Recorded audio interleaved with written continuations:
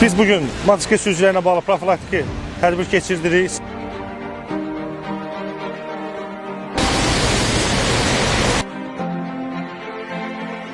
Sizlərin təhlükəsinin təmin olunması istiqamətində Bakı Dövlət Yol Polisləri tərəfindən tədbirlər həyata keçirilir. Bilirsiniz ki, sıralarınızda olan bəzi bu tip nəqliyyat fasilələrini idarə edən sürücülər qaydalara biganə yanaşırlar. Diqqətli olun.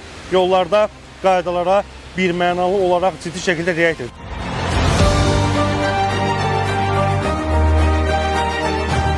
Nəzərə almaq lazımdır ki, sizin ani diqqətsizliyiniz, yol hərəkəti qaydasını pozmağınız nəticədə ağır yol nəqliyyat hadisəsinin baş verməsinə gətirib çıxara bilər.